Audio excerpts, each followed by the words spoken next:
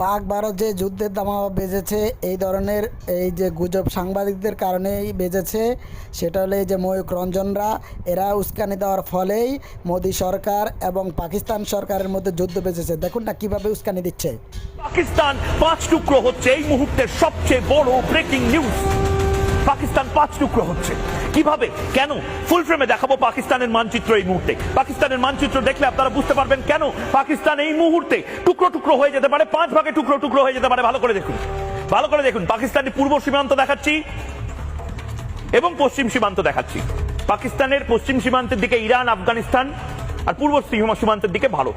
এবার ভালো করে দেখুন পাকিস্তানের আজকে পাক ভারতের যে যুদ্ধ চলতেছে এই যুদ্ধের পিছনে এই ধরনের ল্যাংটা মার্কা সাংবাদিকরাই দায়। এই গুজব সাংবাদিকগুলো এই রিপাবলিক বাংলার কারণে বাংলাদেশ এবং ভারতের সম্পর্কটাও খুব খারাপের দিকে চলে গেছে এবং পাকিস্তানের সাথেও সম্পর্কটা খুব খারাপের দিকে গেছে। এখন এই ভারতবাসীর উচিত এই রিপাবলিক বাংলাকে বয়কট করা। যুদ্ধ কখনো ভালো কিছু নয়, যুদ্ধ মানুষের ধ্বংস ডেকে আনে, আর এই ধ্বংস ডেকে আনার পিছনে এই উগ্রবাদী ময়ূক রঞ্জনরা এই দায়। এদেরকে হিন্দুত্ববাদের মধ্যে এদেরকে সন্ত্রাস হিসেবে আখ্যা দেওয়া হয়েছে। বিশ্বের মুসলমান থেকে শুরু করে সমগ্র মানুষ এদেরকে হিন্দু জঙ্গি বলে থাকেন। হিন্দু জঙ্গি হলো এই ময়ূক রঞ্জন।